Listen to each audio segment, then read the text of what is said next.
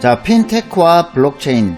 이번 시간에는 블록체인 생태계의 확장에 대해서 알아보도록 하겠습니다. 자, 지금까지 우리가 이 비트코인에서 출발해서 이더리움이라는 암호화폐가 성장하는 단계를 봤습니다. 그죠? 그런데 이 비트코인과 이더리움을 가능하게 했던 이 기반 기술이 뭐였습니까? 이 블록으로 체인을 만드는 이 블록체인 기술이 이 비트코인하고 이더리움이라는 암호화폐를 만드는 데서 이제 필요했던 기술이었죠. 그죠? 그러다 보니까 이제 이 코인 공모라는 말이 생겨나게 됐어요. 뭐냐면은 ICO라고 하는데 Initial Coin Offering의 약자입니다.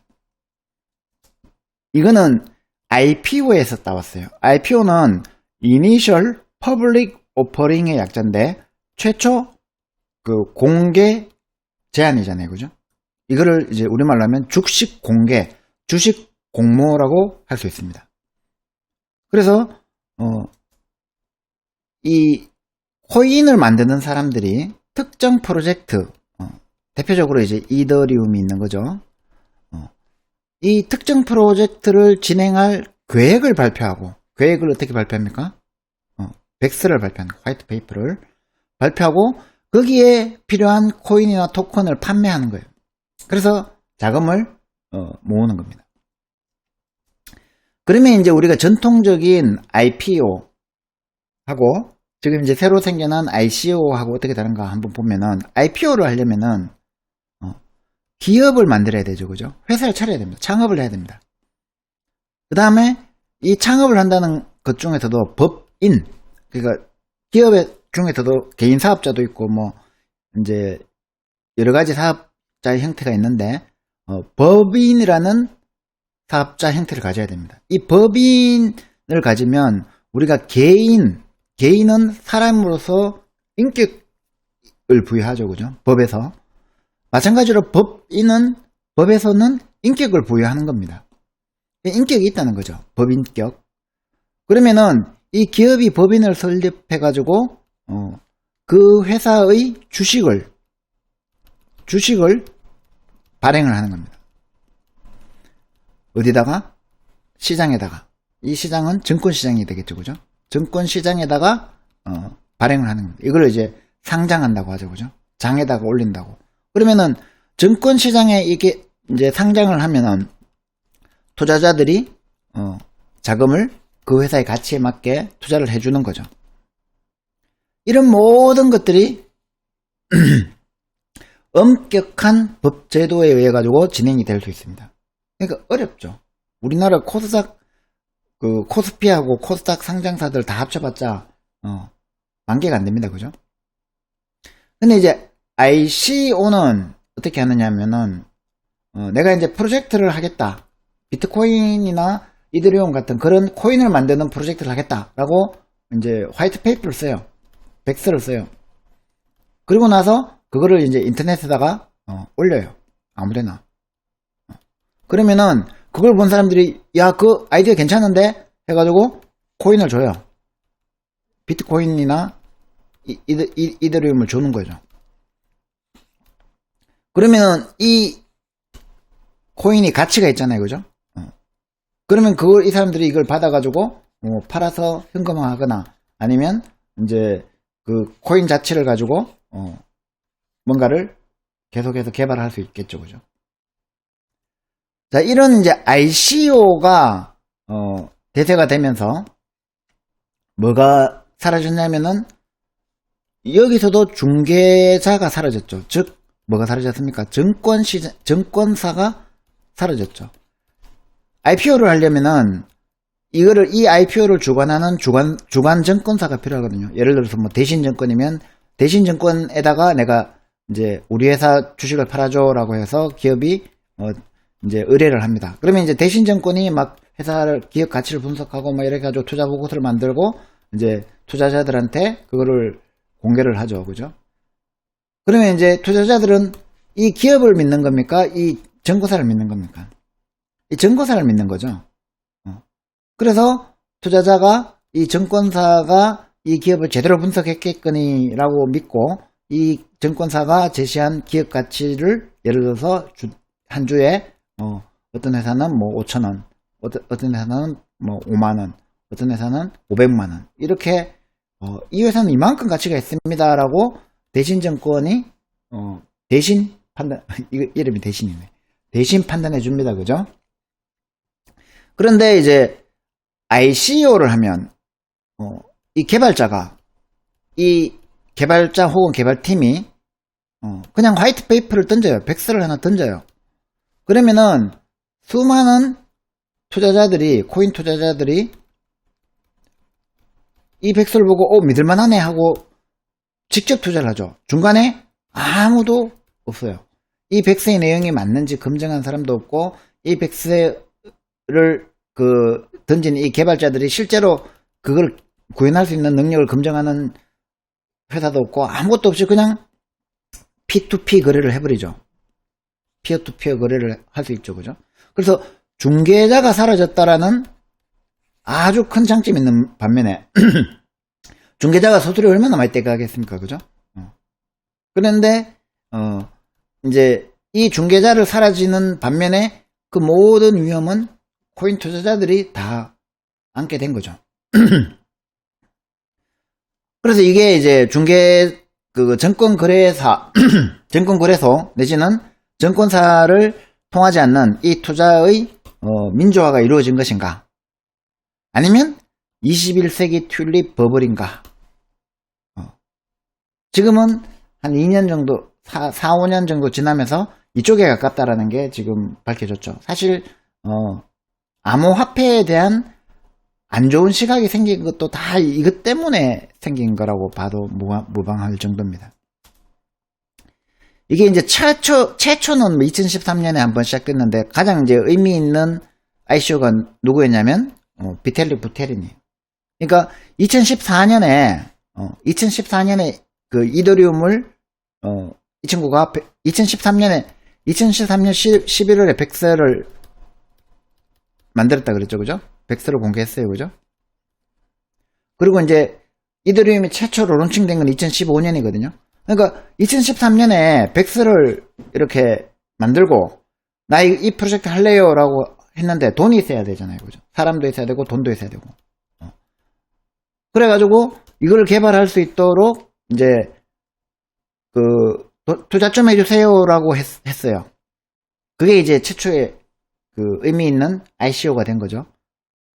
그리고 그때 196억 원 상당의 투자 유치에 성공했습니다. 그때 당시로 196억 원이지, 이때는 2014년이잖아요. 2017년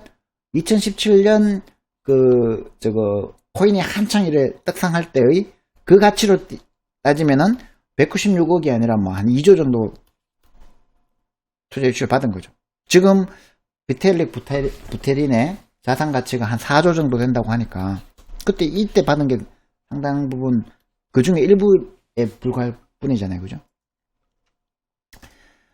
자, 그리고 이제 이더리움이 이렇게 ICO에 성공하니까 그 이후에 이오스 해가지고 수없이 많은 비트코인들이 나도 해가지고 ICO에 뛰어듭니다. 2017년 4분기쯤에 어떤 블록체인 스타트업들이 ICO를 통해서 조달한 자금을 보니까 3조 5천억 규모래요. 그 시기에 벤처 캐피탈, 즉 이제 VC들, 벤처 캐피탈을 통한 자금 조달이 그러니까 투자 유치를 성공한 자금이 2,100억이 정도 되는데 3조 5천억을 ICO로 직접 투자를 해버렸다는 거죠. 벤처 투자를 안 받고 바로 코인 공모해가지고 이때 이제 난리가 난 거죠. 그래서 2017년 4분기에 이래 돼가지고 갑자기 2017년 12월에 이제 난리가 났죠. 이때 당시에는 할아버지 할머니들 모아 놓고 비트코인 투자 설명회하고 거기 막 투자하고 이때 너무 과열됐어요. 그래서 이제 그때 2017년 말에 그 유명한 유시민 작가하고 정재선 교수가 엄청난 이제 논쟁을 벌였죠, 그죠? 비트코인 투자 사기인가 투자인가 미래인가. 이 튤립 버블은 최초의 그 이제 버블인데 17세기에 1600년대에 이미 이런 일이 한 번 있었어요. 뭐냐면은 이게 튤립이잖아요. 튤립 중에 좀 특이한 튤립들이 있어요. 요것도 자세히 보면 이제 뭐 보라색 튤립인가? 보라색하고 뭐 이렇게 막 이렇게 여러 개의 색깔이 섞여 있는 이런 튤립은 되게 희귀했어요. 그러니까 요런 튤립이 희귀하니까 요거 내가 갖고 있으면 부의 상징이 되는 거죠. 그죠? 그래서 이 튤립 가격이 천정부지로 이렇게 치솟은 거예요. 그래서 이렇게 한참 치솟았을 때, 물론 이제 뭐 지금 현재 가치하고 비교할 수는 없지만, 그때 당시만 해도 뭐 아파트 한 채 살 수 있는 가격이 됐다는 거예요. 수억 원을 호가했다는 거죠. 튤립 하나에. 그때 이제 그 사람들 보고 저기 미쳤습니까? 튤립 하나에 1억 주고 어떻게 삽니까? 이렇게 얘기했을 때 이런 얘기하죠. 그럼 금은 뭐 어떻게 믿냐?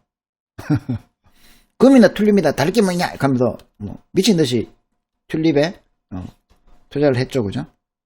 그러다가 어느 한순간 거래가 끊기고 공황이 일어나면서 바닥을 치기 시작해요. 그래가지고 100원 이렇게 되는 거죠. 1000원. 그래서 본질 가치가 없이는 이 투자 가치도 같이 올라가지 않습니다. 그죠?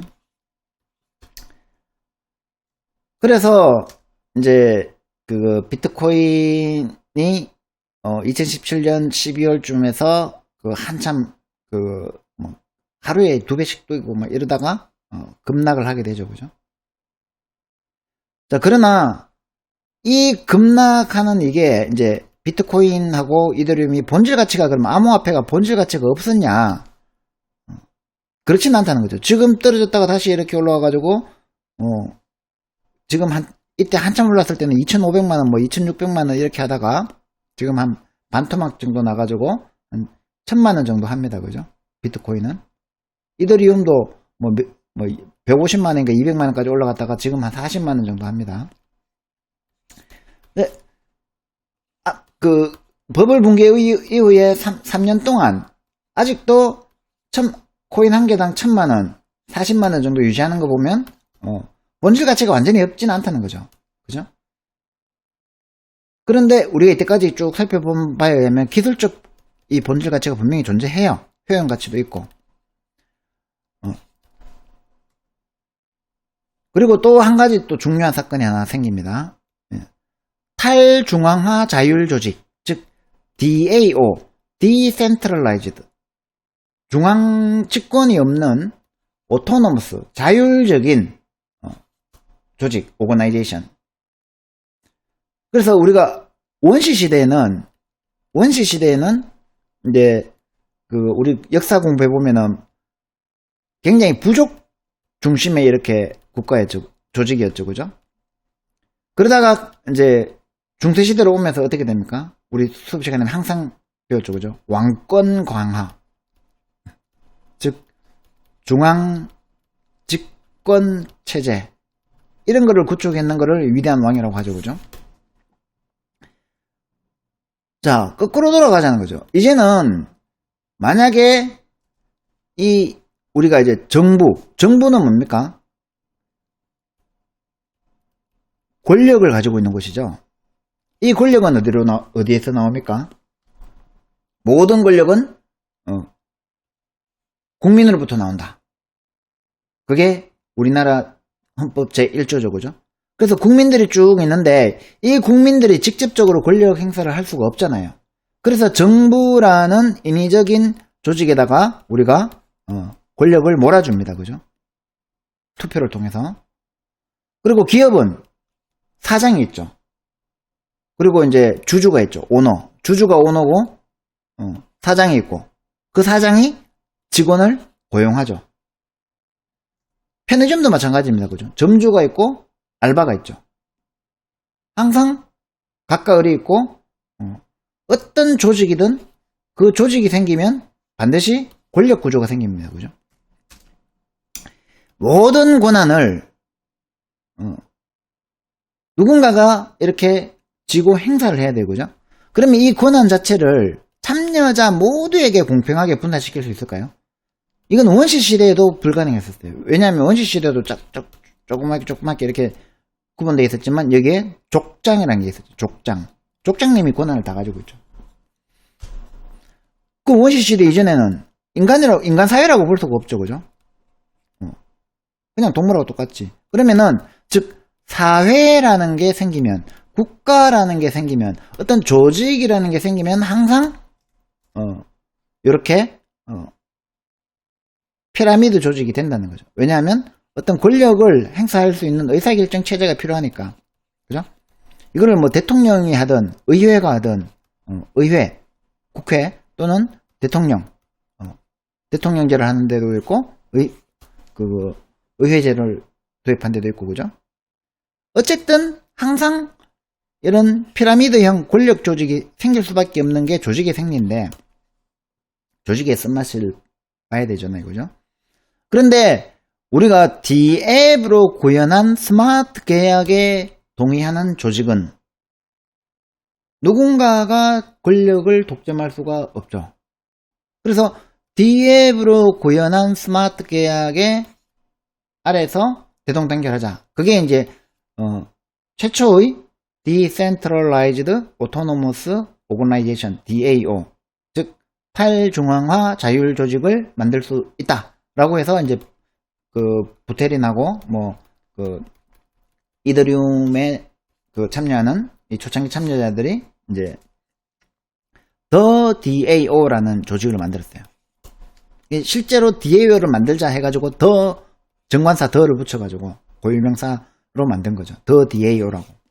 그래서 이 DAO라는 이게 사회과학에서 나온 개념이거든요. 그러니까 탈중앙화된 자율적인 분권화된 이런 어떤 조직, 이런 거를 이제 이상사회로 꿈꾸던 그런 거를 현실화 시켜보자. 그래서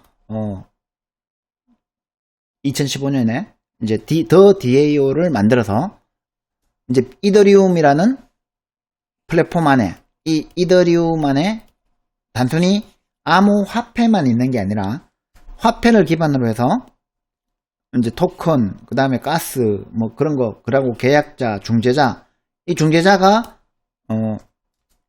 이 권한을 독점할 수 있는 중앙화된 관리 감독 기구를 대신해서 이 중재자들이, 즉 비텔릭, 부테린하고 몇 명 이제 선출된 권력들이 이제 운영을 하는데, 모든 사람들이 다 이 시스템을 어떻게 운영하자고 제안할 수 있고, 모든 사안에 대해서 다 투표할 수 있고. 그러니까 우리나라로 치면 국민투표를 매일 하는 거예요. 뭐 사건이 발생하면 무조건 국민투표를 하는 거예요. 왜냐하면 이더리움은 그냥 인터넷 플랫폼이니까 투표하면 되는 거잖아요. 그래서 개발하고 사업 전개하고 이런 것들도 다 유기적으로 모든 사람들이 자기가 갖고 있는 토큰만큼 참여를 할 수 있는 거예요. 자, 그러면 이제 개발자들은 이 더 DAO의 시스템을 이루는 이 스마트 계약 코드를 작성하죠. 그죠? 자, 이런 경우에는 이렇게 하자. 저런 경우에는 저렇게 하자. 여기에는 이렇게 하고, 이렇게는 이렇게 하고, 이렇게 이제 스마트 계약 코드들을 이렇게 만들어서 묶어 놓으면 더 DAO에 참여하는 사람들은 이 스마트 계약에 의해 가지고 자동적으로 거래를 할 수 있습니다. 그죠? 그러면, 그러니까 쉽게 말하면은 헌법부터 시작해서 모든 법률을, 헌법에서 시작해서 모든 법률을 스마트 계약으로 만드는 거예요. 그러면 이제 우리 현실 세계에서는 이런 법률 하나를 만들려면 누가 만듭니까? 국회라는 위임 통치된 조직이 이제 자기들 마음대로 만들죠. 국회의원들이 법률 하나 만들 때마다 우리 국민들한테 물어봅니까? 여론의 영향은 받지만 안 물어본다는 거예요. 근데 스마트 계약은 얘들이, 개발자들이 만들지만 이 스마트 계약을 만들어서 이 이더리움이라는 플랫폼에 탑재를 하려면 반드시 투표를 거쳐야 된다는 거예요. 이 토큰 보유자들이 거기에는 계약자들도 있을 거고 중재자들도 있을 거고 자기가 토큰을 가지고 있는 것만큼 투표권이 있기 때문에 그 투표에 의해 가지고 이제 과반수를 달성해야 스마트 계약을 거기에 이더리움 플랫폼에 올릴 수 있는 거죠. 얼마나 민주적입니까? 완벽하게 민주적인 이제 조직이죠. 그러니까 이게 이더리움이라는 플랫폼이 단순히 화폐의 기능을 넘어서서 계약의 기능을 넘어서서 이제는 어떤 기능까지 합니까? 정치 기능까지 다 하죠. 정치, 사회. 그리고 이제 이런 문화에 동의하는 사람들. 그러니까 이런 이 DAO 프로젝트를 통해서 모든 제안이 모두가 제안할 수 있는 모든 제안이 모두가 참여하는 모든 투표로 결정되는 완벽하게 자율적인 분권화된 조직을 만들어낸 겁니다. 이상사회가 온 것 같죠, 그죠? 근데 이제 그 이상사회는 쉽게 오지 않죠. 이 DAO 조직을 해킹하는 사건이 발생합니다. 어떤 일이 벌어졌냐면 2016년 5월에 한 1년 정도 지나고 난 다음에 이 솔리디티가 뭡니까? 스마트 계약을 작성하는 프로그래밍 언어죠, 그죠? 프로그래밍 랭귀지죠, 그죠? 이 프로그래밍 랭귀지 안에 보상 환불 관련 코드에 결함이 있었던 거예요. 그 해커들이 그걸 발견했어요. 그래가지고 이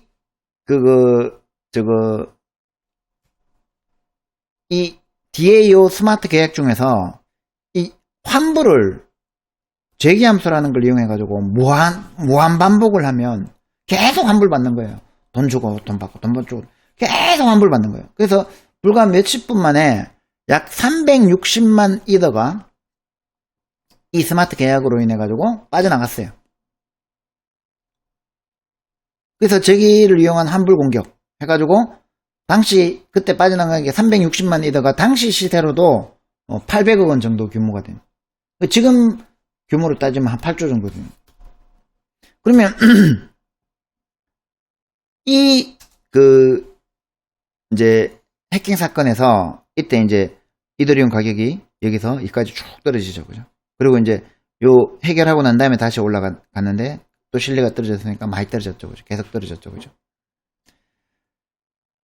자, 그러면은 이제 어떻게 해결을 했느냐? 포크를 통해서 해결을 했습니다.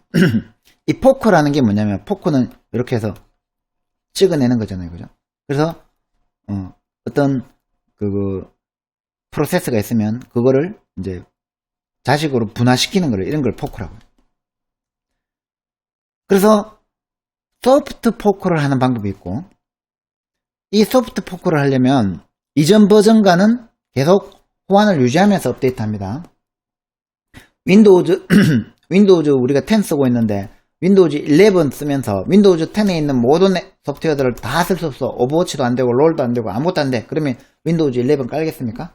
안 깔죠. 그래서 운영체제는 업그레이드 되지만 이 앞에 있는 모든 버전과 호환되는 것을 우리가 소프트 포크라고 합니다.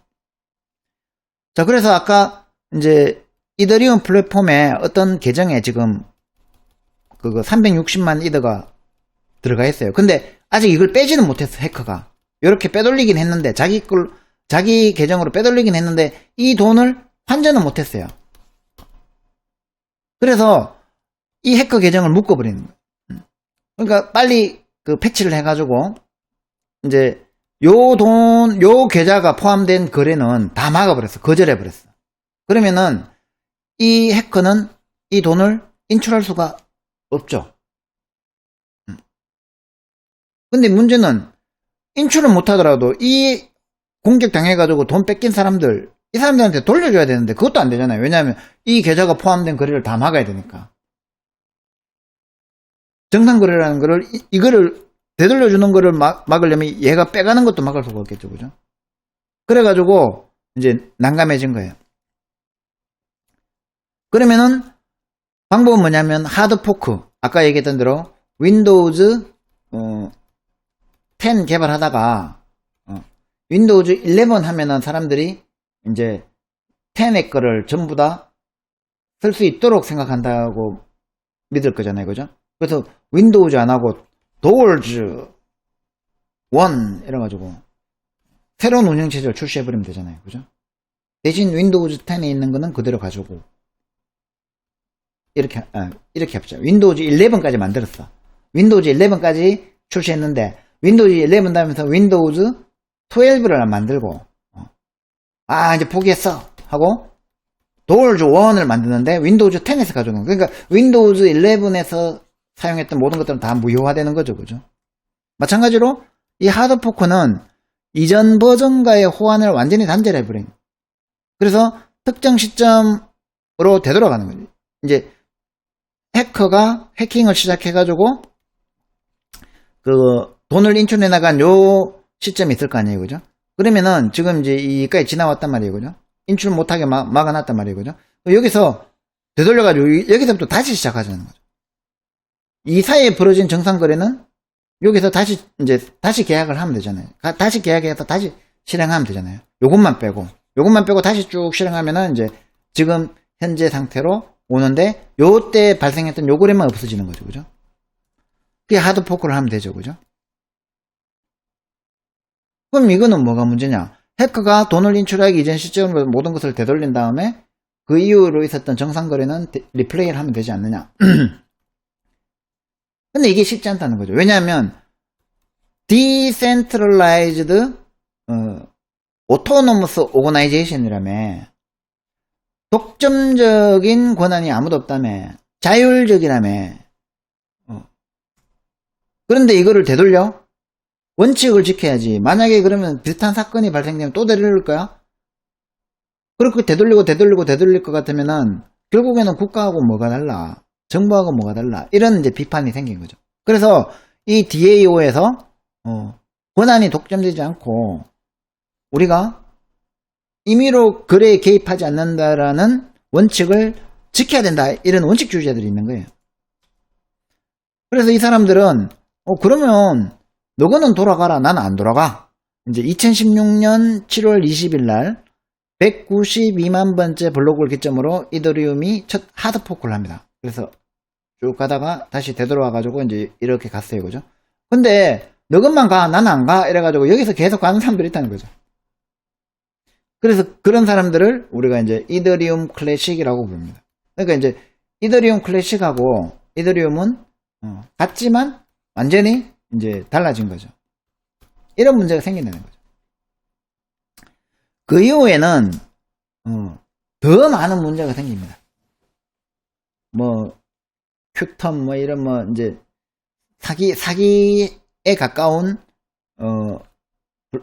ICO가 많이 일어나고 그 이후로 일어나는 수없이 많은 ICO들은 특히 우리나라에서 ICO 했는 기업들 중에는 그냥 진짜 완전 사기에 가까운 아무것도 없이 그냥 화이트 페이퍼만 나만 그럴듯하게 써가지고 말 잘하는 CEO 하나 내세워가지고 아가씨들 막 춤추고 무슨 개업하는 것처럼 막 그런 행사로 해가지고 할아버지 할머니들 막 불러가지고 여기 투자하시면은 10달 뒤에 10배로 드립니다. 이런 막 그렇게 해가지고 이제 엄청나게 문제가 된 거예요. 그래서 그때 이제 유시민 작가를 비롯한 많은 사람들이 이거 위험하다, 이거 아니다 라고 이제 지적을 한 거예요.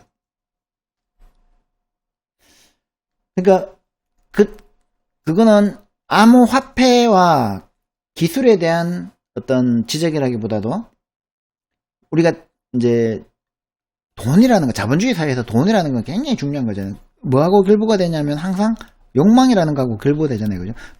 그때는 기술하고 이상하고 아무런 관계가 없어요. 이 욕망이 포함이 되면 즉 우리가 사기꾼은 절대로 이길 수 없어요. 그죠?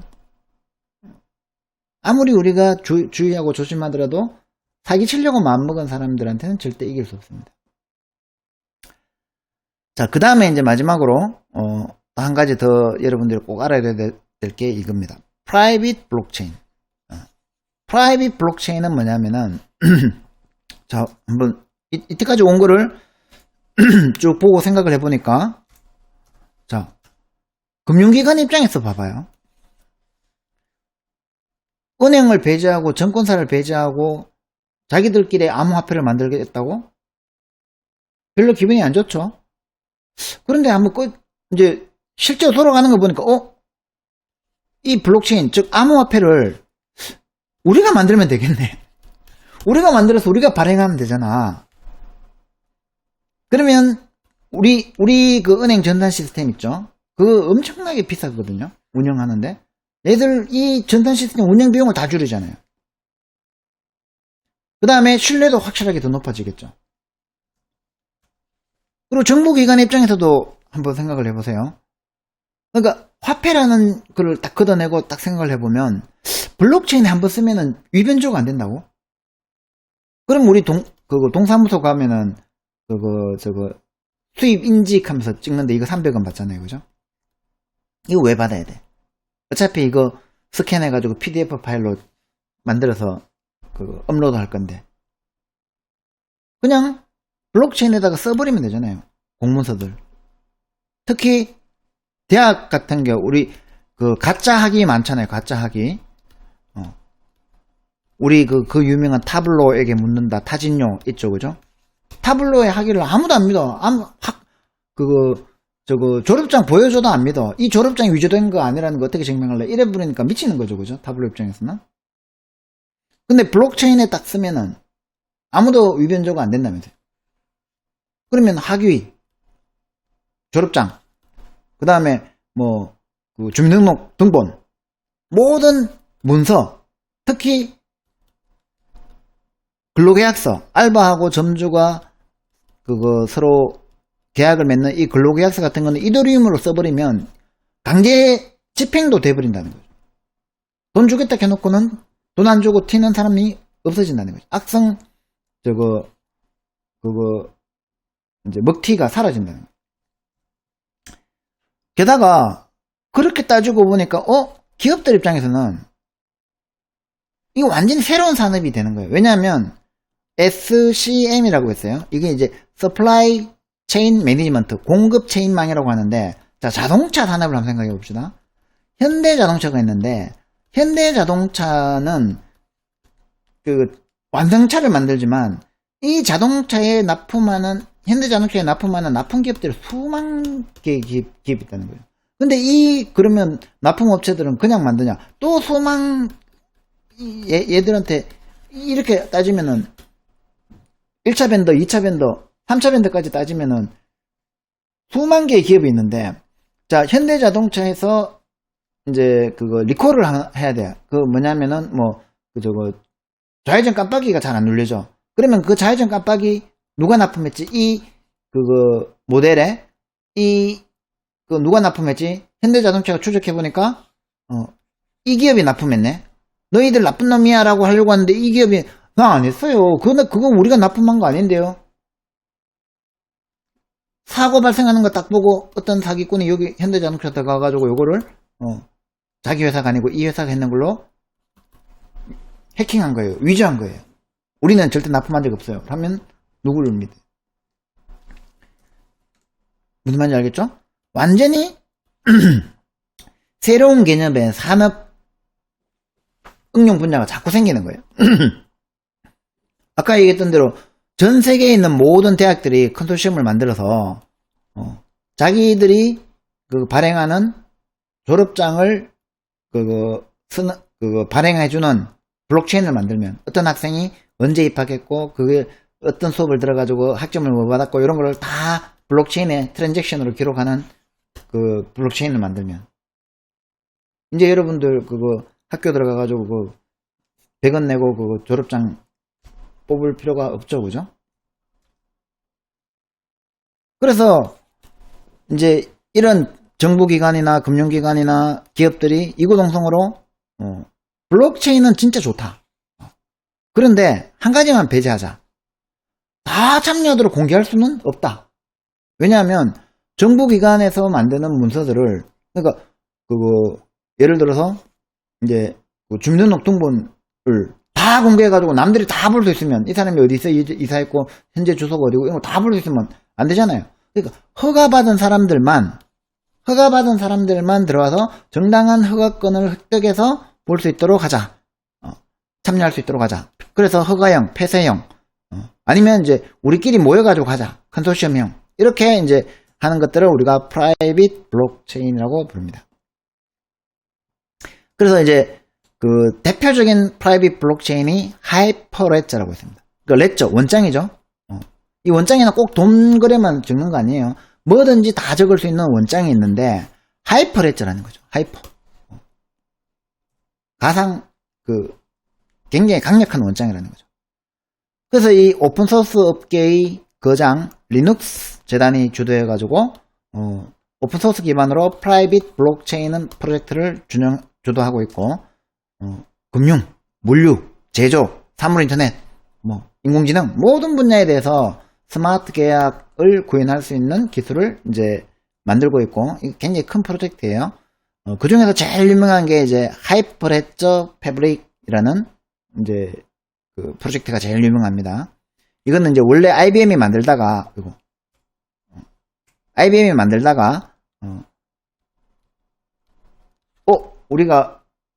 우리 회사 혼자 만들면 누가 참여해 주겠어 해가지고 이제 리눅스 재단에 자기들 소스 코드를 기증해서 오픈소스로 만든 거예요. 그 외에도 많아요. 이로하, 버로우, 소투스, 인디, 첼로, 각각의 프로젝트들이 금융에 특화된 거, 물류에 특화된 거, 제조에 특화된 거, 이렇게 특화 분야를 만들어서 이렇게 프로젝트가 진행되고 있습니다. 그래서 이제 지금은 암호화폐, 비트코인에서 출발해서 스마트 계약, 이더리움으로, 그 다음에 이제 기록이 필요한 모든 분야, 보안에 관련된 모든 분야, 사실상 거의 대부분의 분야로 지금 확장되고 있는 게 지금 단계라고 보시면 됩니다.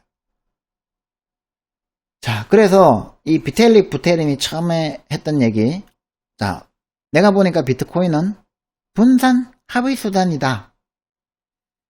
그래서 여기다가 프로그래밍 언어를 탑재하면 스마트 계약을 통해서 디센트럴라이즈드 앱, D앱을 만들 수 있습니다. 그리고 그걸 통해서 우리가 상상하지 못한 수많은 것들을 할 수 있습니다.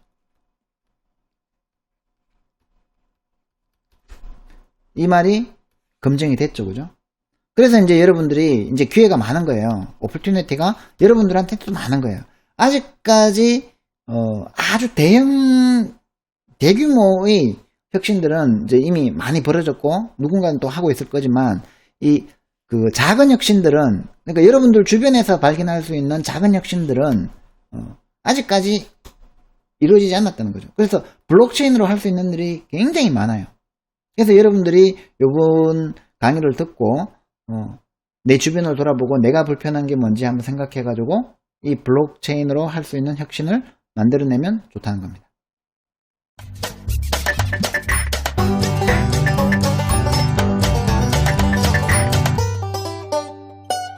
자, 이제 핀테크 특강 마무리를 해야 될 시간입니다.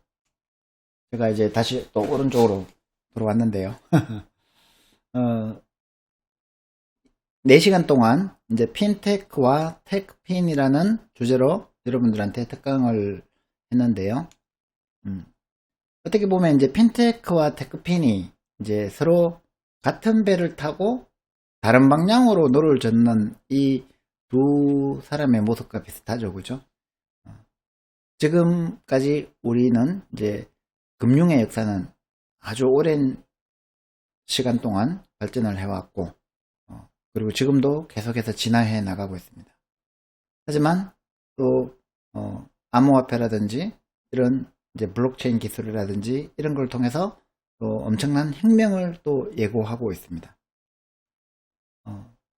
그런데 이제 여러분들이 천송이 코트 사건이라고 혹시 들어보셨나요? 이 몇 년 전에 굉장히 히트를 쳤던 드라마가 있었죠. 별에서 온 그대라고 해서 전지현 씨가 그 드라마 속에서 입은 이제 코트가 이제 전지현 씨의 극중 이름이 천송이였는데 이 코트를 보고 이 별에서 온 거대, 별거대가 중국에서 엄청난 히트를 쳤습니다. 그죠? 그래서 중국인들이 저 천송이 코트를 사고 싶었던 거예요. 그런데 사지를 못했습니다. 왜 그랬냐면 공인인증서라는 제도 때문에 국내에서 팔던 천송이 코트를 중국인은 살 수가 없었죠. 왜냐하면 우리는 이 공인인증서라는 것을 의무화했거든요. 법으로 정했습니다. 이 공인인증서 기술이 도입된 게 1999년이고 그때 당시만 해도 굉장히 혁신적인 보안 기술이었죠. 하지만 이 공인인증서라는 것이 기술적으로는 굉장히 좋은 기술이지만 이 공인, 그러니까 사설 인증서는 왜 안 되냐는 거죠. 공인된 이 인증서만 사용할 수 있게 함으로 인해서 특히 그것이 인터넷 익스플로러라는 웹브라우저의 액티브엑스 기술로만 구현이 가능해짐으로 인해서 대한민국은 전 세계의 발전 속도를 따라잡지 못할 정도로 굉장히 큰 걸림돌이 되어 왔습니다. 아주 좋은 기술이지만 그거를 법으로 규제하고 강제함으로 인해 가지고 지금까지 우리 핀테크 기술의 발전에 상당히 큰 걸림돌이 되어 왔다는 거죠. 다행히도 2020년 5월에 올해 5월 달에 이제 공인인증서가 드디어 폐지가 되었습니다. 이처럼 우리가 금융이라는 것을 논의할 때는 법과 규제를 피할 수가 없어요. 은행도 법으로 다 만들어졌고 증권도 법으로 다 만들어졌고 화폐도 법정화폐, 법에 의해서 발행되고 유통되는 화폐만 우리가 신뢰를 부여할 수가 있습니다. 하지만 그 신뢰가 또 없으면 시장 질서가 교란되겠죠. 그래서 이게 어떻게 보면 이제 계륵처럼 법과 규제라는 것은 우리가 안정된 금융거래를 하기 위해서 꼭 필요한 것이지만 또 그걸로 인해서 더 나은 서비스, 더 나은 기술 발전을 가로막는 걸림돌이 되기도 합니다. 그래서 우리가 이제 핀테크 쪽을 하게 되면은 사실 굉장히 힘들어요. 왜냐하면 모든 부분들이 법에 의해서 규제가 정해져 있고 그게 또 이제 규제로 작용을 하기 때문에 이 토스라는 서비스, 간편 송금 서비스죠. 스마트폰으로 내가 상대방 전화번호만 있으면 송금을 할 수 있도록 하는데 2015년에 이제 토스가 처음 서비스를 시작했는데 굉장히 힘들었습니다. 금융당국으로부터 규제도 많이 당했고요. 하지만 어쨌든 지금 이제 한 5년 정도 지나왔는데 이 토스 서비스는 이제 거의 자리를 잡았죠. 투자도 굉장히 많이 유치했고 굉장히 험난한 길을 걸어서 이제 금융혁신의 어떤 아이콘처럼 지금 국내에서는 강력한 브랜드 가치를 가지고 있습니다. 그리고 이제 간편결제 서비스도 사실 굉장히 험난한 길을 걸어왔죠. 미국에서는 페이팔이라는 서비스가 간편결제를 거의 처음으로 도입을 해가지고 그때 당시에 페이팔 서비스를 만들었던 멤버들이 실리콘밸리에서는 페이팔 마피아라고 불릴 정도로 초창기 페이팔의 서비스 개발에 참여했던 인물들이 지금 실리콘밸리 전체의 기술 혁신을 다 주도하고 있고 거의 대부분 갑부가 되어 있죠. 그만큼 이제 간편 결제, 우리가 결제라는 것을 편리하게 하게 만드는 것도 아주 쉽지 않은 길이었다는 것을 알 수가 있습니다. 그리고 이제 최초의 인터넷 은행은 K뱅크였지만 실제로 이제 금융혁신을 이뤄내고 최초로 우리나라에서 성공한 은행은 카카오뱅크라고 할 수 있죠. 지금 거의 뭐 대부분 여러분들 중에도 카카오뱅크를 사용하는 사람들이 많을 텐데, 카카오뱅크 같은 경우에는 써보면 정말 편리하죠. 은행을 갈 필요도 없고 휴대폰의 기능에 굉장히 최적화되어 있어서 송금도 편하고 이체도 편하고 굉장히 편리한 서비스를 만들어냅니다. 그렇지만 이 카카오뱅크도 인터넷 은행이라는 어떤 기존의 금융 질서에 순응하지 않으면 절대로 이 서비스를 유지할 수가 없습니다. 그죠? 자, 그리고 이제 투자 부분에서도 이제 크라우드 펀딩은 이미 상당히 많이 자리를 잡았습니다. 우리는 조금 전에 이제 더 혁신적인 서비스를 봤기 때문에 지금 이 와디즈 같은 이런 회사들이 만드는 크라우드 펀딩의 어떤 혁신성에 대해서는 조금 이제 올드하게 느껴질 정도겠습니다만은, 실제로는 증권사를 통하지 않고 어떤 아이디어를 가진 개인이 혹은 단체가 다중으로부터 수많은 사람들로부터 조금씩 이렇게 투자를 받을 수 있다는 것도 굉장히 큰 금융 혁신이었죠. 그리고 조금 더 나가면 이제 P2P 대출도 가능해졌고요. 그리고 이제 처음 특강 시작할 때 얘기했지만 이제 로보 어드바이저 서비스, 우리나라에서는 이제 에임 같은 에임 자산운용 이런 데서 서비스를 해줍니다. 이거는 내가 가지고 있는 자산에 대해서 뭐 포트폴리오를 구성한다든지 아니면 이제 정권 투자를 하더라도 본격적으로 투자할 건지 좀 보수적으로 투자할 건지 이런 것들을 해줄 수 있는 인공지능 서비스가 이제 투자가 되고 있습니다. 그리고 이제 최근에는 주식 투자도 상당히 많이 개혁되고 있습니다. 퀀트라는 말이 유행하고 있는데, 퀀트는 뭐냐면은 퀀터티브, 즉 계량적으로 투자한다는 거죠. 어떤 기업의 가치나 기업의 어떤 이제 기업이 만들고 있는 상품이나 서비스의 가치보다는 그 기업의 주가의 흐름만 보고 알고리즘이, 어떤 프로그램된 알고리즘이 그 기업의 투자 시점과 또 매매 시점을 결정한다는 거죠. 제임스 사이먼스인가? 그분이 이 수학자인데 퀀트 투자하는 트레이딩 알고리즘을 만들어서 연봉으로 뭐 2조 원 가까이 받았다고 해서 굉장히 화제가 된 적이 있었습니다. 이런 식으로 이제 어떤 투자나 이런 부분들도 인공지능, 그 다음에 수학적 알고리즘 혹은 이제 빅데이터 분석, 이런 기술이 더 이상은 금융과 뗄래야 뗄 수가 없다는 거죠.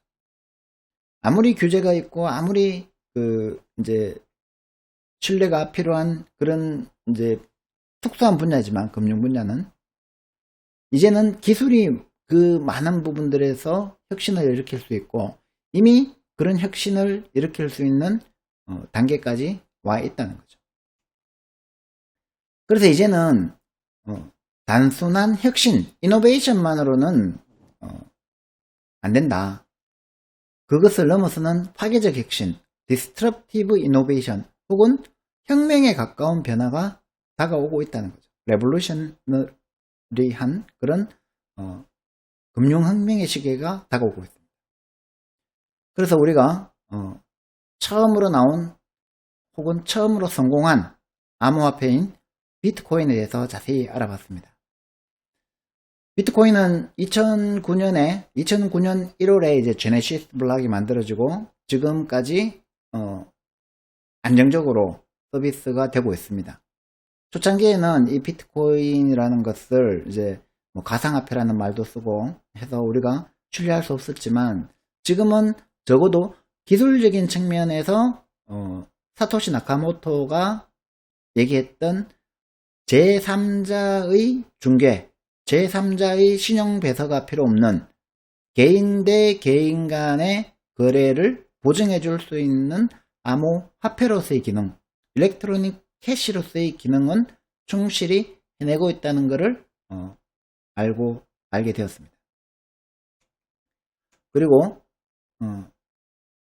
비텔리 부테린이라는 친구가 2013년에 이더리움이라는 새로운 블록체인 기술을 개발을 했고 2015년부터 서비스를 시작해서 지금까지 그래도 죽지 않고 서비스를 해오고 있습니다. 물론 중간에 더 DAO를 만들어서 한번 큰 사고가 나기도 했지만 그래도 험난한 길을 이제 극복하고 성장하고 있는 단계에 있습니다. 게다가 이더리움 이후에 수많은 이오스라든지 상당히 많은 이제 신규 비트코인이 생기고 또 그 과정에서 많은 또 금융사고도 발생하고 피해자도 많이 생기고 했지만 지금 현재 이 비트코인을 개발하면서 만들어진 그 블록체인 기술이 단순히 초창기에 설계되었던 그 분산 공개 원장 기술에서 더 진화해서 스마트 계약이 가능해지고 이번에는 기업들이 혹은 공공기관들이 서로 연합해서 컨소시엄을 이뤄서 새로 만들어내는 그런 블록체인 서비스가 지금 만들어지고 있습니다. 그 기반에는 하이퍼레저라는 또 오픈소스 기반의 플랫폼이 존재하고 있고요.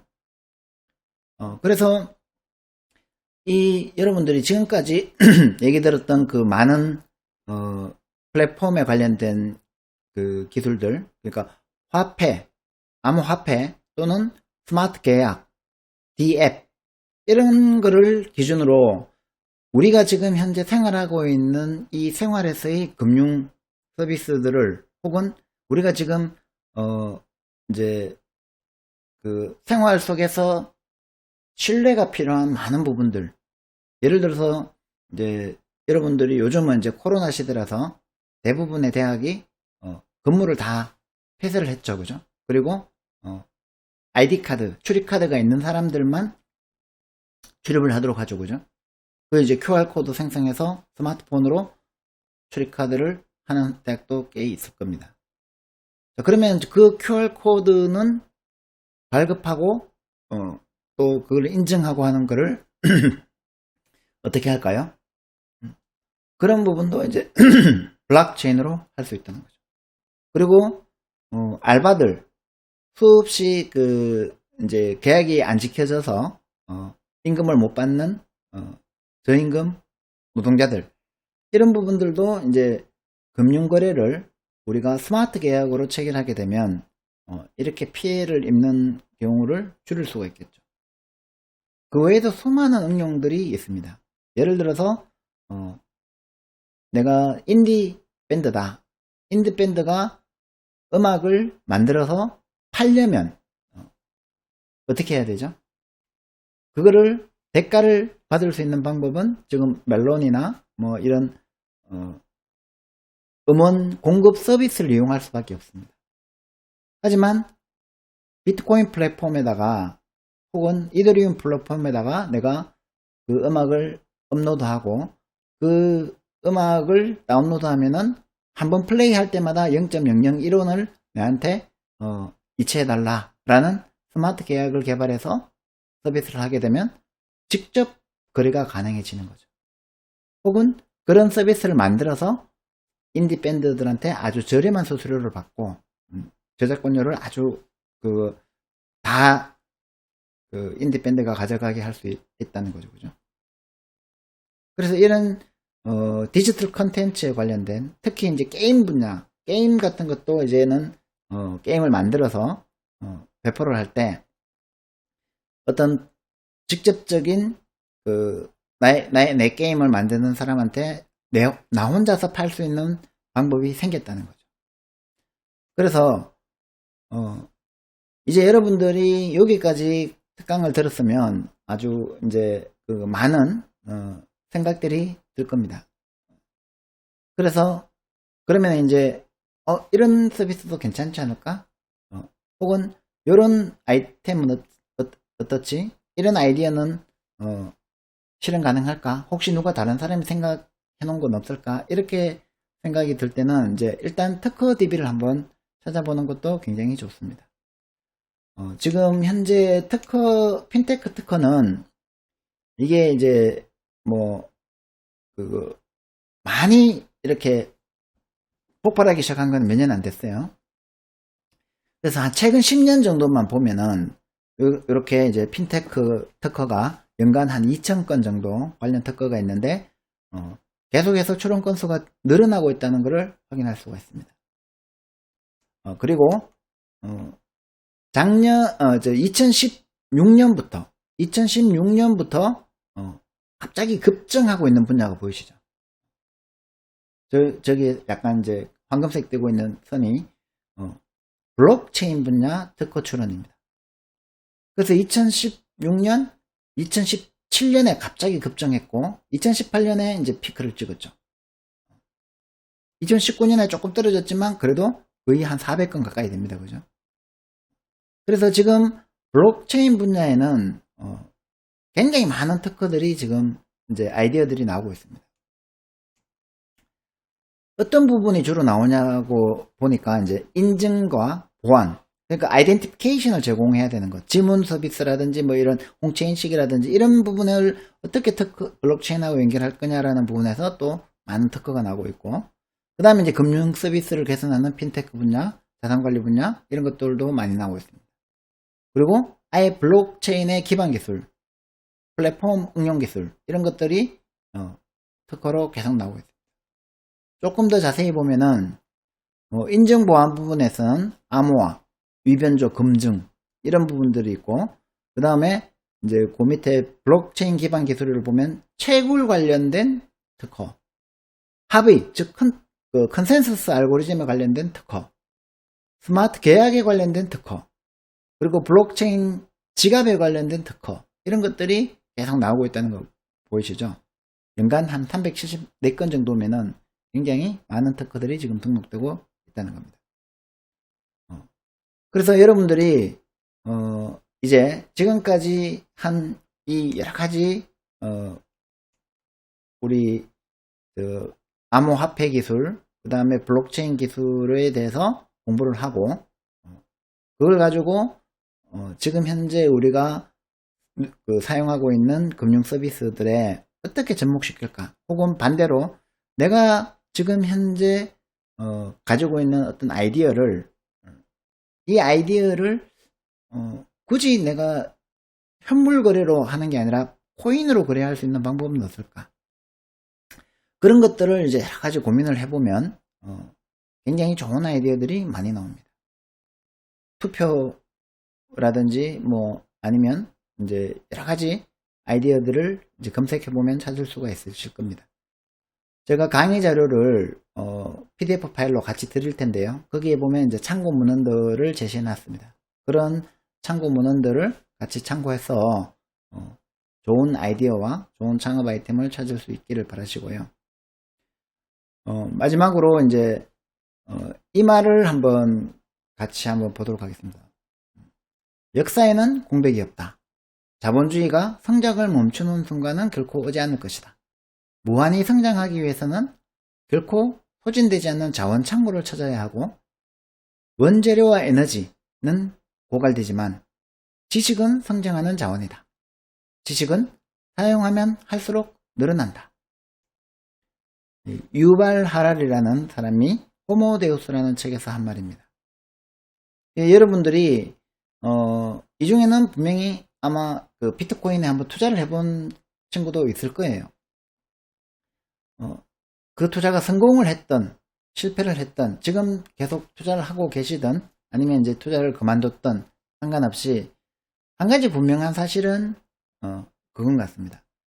블록체인이라는 분야, 암호화폐를 포함해서 이 분야에는 여러분들의 시간을 많이 투자하고 거기에서 많은 지식을 쌓고 또 많은 경험을 쌓으면 분명히 여러분들의 미래에 큰 도움이 될 수 있을 것이라는 겁니다.